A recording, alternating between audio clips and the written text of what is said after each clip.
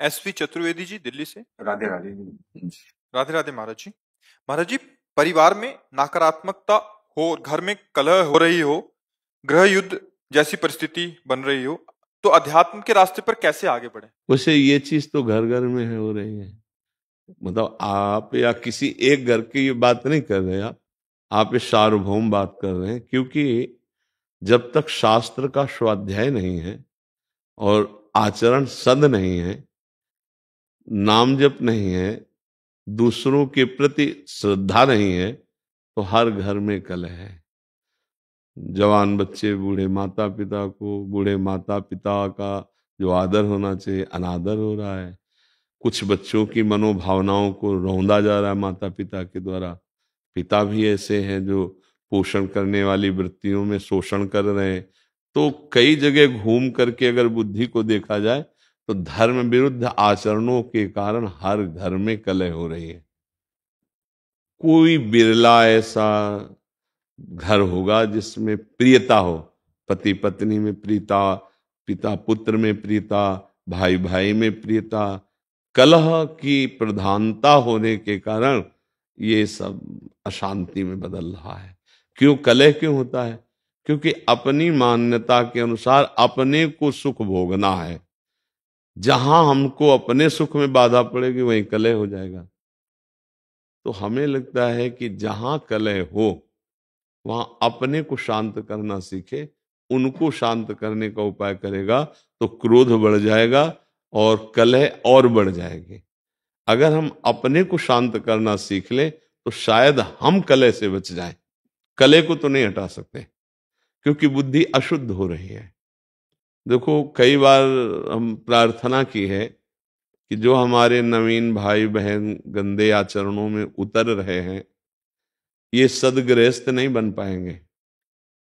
इसलिए नहीं बन पाएंगे कि हमारी जैसे वृत्ति होती है वैसे ही हमारी वृत्ति पुष्ट भी होती है।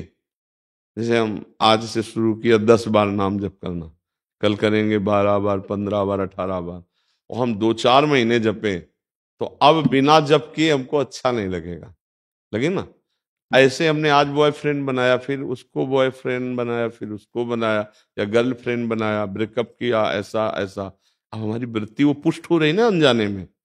वो वृत्ति जब हम गृहस्थ में जाएंगे तो पुष्ट वृत्ति है, अब हमें चैन नहीं पड़ेगी। क्या वो गृहस्थी कलह युक्त होगी या शांति युक्त? विचार करके देखिए, कलह युक्त होगी ना।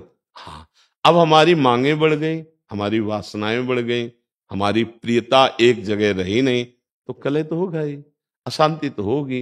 अब नए बच्चे हैं, अब उनको अर्थ चाहिए, पिता की इतनी सामर्थ्य नहीं है, फिर वो गलत मार्गों में उतर जाएंगे क्योंकि उनको नशा चाहिए, उनको व्यभिचार चाहिए, उनको ये दिखाना है कि हम तुमसे कम नहीं हैं, हम भी किसी। बस ये सब जो बाहरी मान्यताएं हैं, ये हर घर में कलह हो रही। हर घर में कोई वही बकाया है जो थोड़ा धर्म से चलता है, नाम जप करता है और संतों का सत्संग सुनता है, स्वाध्याय करता है, वही बच सकता है। नहीं, हम हर घर का मतलब यहां भी हर घर में कलह हो रही, यहां भी कलह हो रही। मन घसीट रहा है भोगों की तरफ, इधर उधर उधर, कितनी अशांति पैदा की हुई। जरा देखो, आप मान लो आप विवेकवान हैं, बुद्धिमान हैं, तो आप अंदर विचार करके देखिए, क्या शांत है? क्या इस घर में कलह नहीं हो रही? ये क्या कलह शून्य हो गया है? अगर कलह शून्य हो गया है तो आनंद में मगन हो जाना चाहिए। कलह शून्य का मतलब न सोचति न कांक्षति, समा सर्वेषु भूतेषु मद भक्तिम लभते पराम।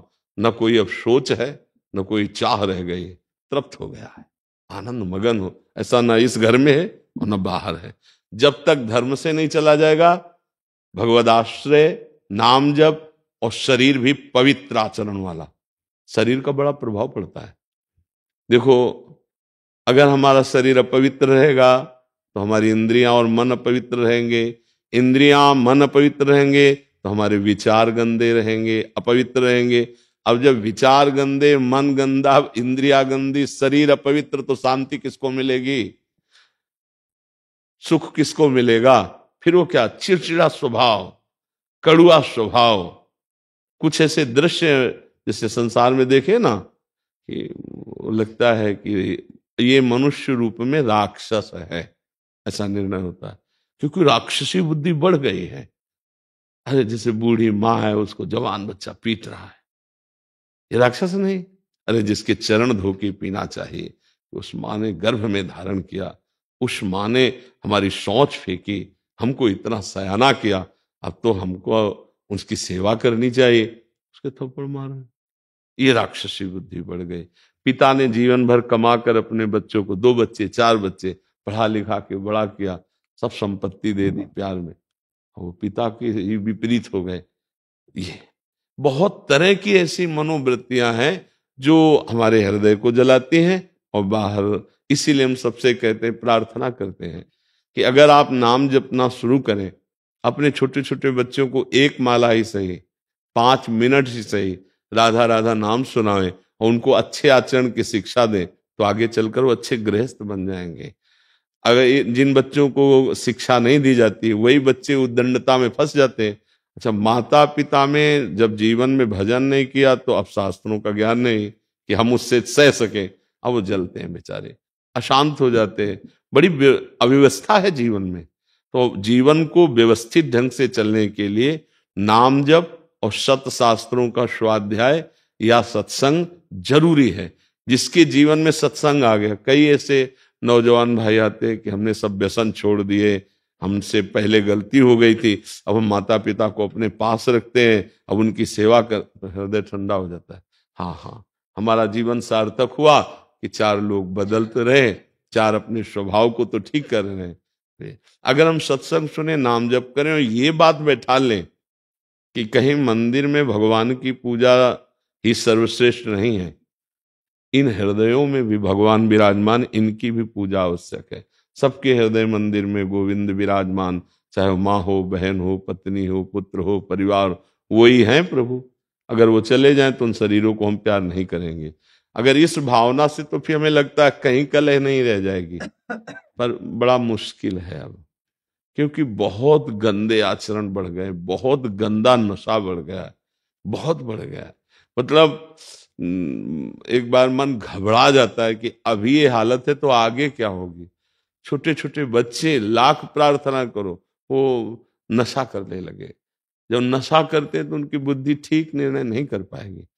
जैसे हमने प्रार्थना की थी अभी नया वर्ष का, ये जो अंग्रेजी के दिनों में नया वर्ष मनाया जाता, अपना तो चैत्र में होता है, तो अंग्रेजी दिनों में अब नए नए बच्चे उद्दंडता कर रहे, शराब पे रोडों में टहल रहे, उद्दंड, ये कोई उत्सव है? हमने कहा तो भाई उत्सव का मतलब है 10-20 लोग बैठो और नाम कीर्तन करो और सुंदर सुंदर पकवान बनाओ, भोग लगाओ और अपने पाओ, 4 लोगों को पाओ, कोई भी उत्सव करो। हम कह रहे किसी भी बहाने से उत्सव करो, नाम जप करो, ठाकुर सेवा विराजमान है, भोग लगाओ, सबको पवाओ, तो तुम्हारा बुद्धि शुद्ध होगी, तुम्हारा जीवन शुद्ध। ये क्या है? राक्षसी पिए शराब, रोडों में आतंक मचाए घूम रहे, इधर उधर उद्दंडता। तो आज हमारी थोड़ा समाज जो है वो गलत दिशा को जा रही है, गलत दिशा। ये हम बाहरी लोगों का अनुकरण करने वाले भारतीय नहीं होते, हमारा अनुकरण करने वाले बाहरी लोग होते हैं। देश विदेश में हर जगह हमारे देश के ऋषि मुनियों का महत्व रहा है, यहाँ की उपासना का महत्व रहा है। हमें ऐसा लगता है कि स्वर्ग और नरक से बढ़कर कहीं कोई और बात नहीं है।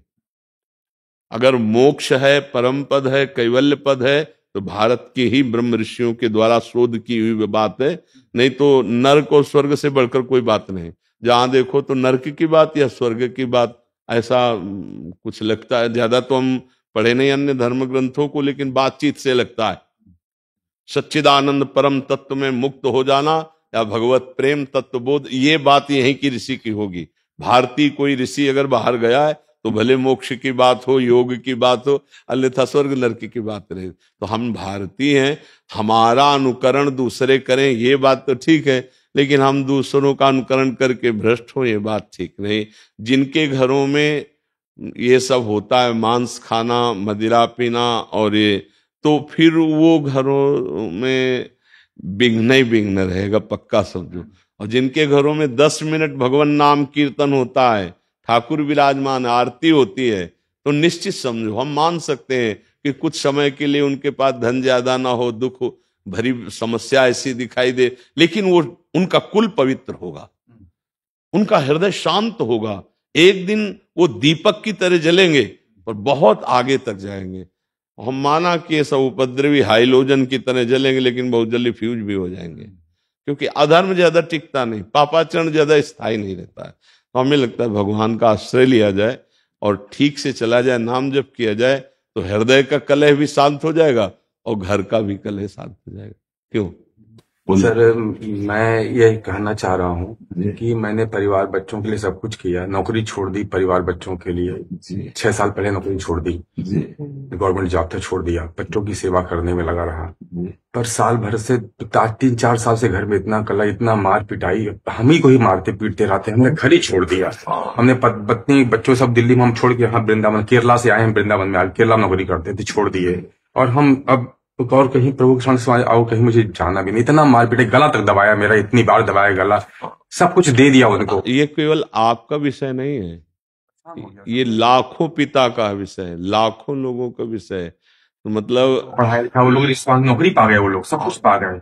वो वैसे हमने सब वर्णन कर दिया है, अभी अभी आपने सब सुना है कि सब। तो प्रभु आपका दुख नहीं है, लाखों का दुख है। वैसे बड़ी कृपा है आपके ऊपर, हम आपको बताएं, बड़ी कृपा है। इन्हीं में फंस के तुम्हारी दुर्गति हो जाती है। मैं यही सोच के मैं चला आया। हाँ नहीं, हम जो बता रहे हैं आपके लिए पॉजिटिव, पुत्र में, पत्नी में, परिवार में, घर में, संपत्ति में, इसी में फंस करके जीव भगवान को भूल जाता है। तुम्हारे ऊपर बड़ी कृपा हुई। जिनको छोड़ना चाहिए था उन्होंने तुम्हें ठुकरा दिया।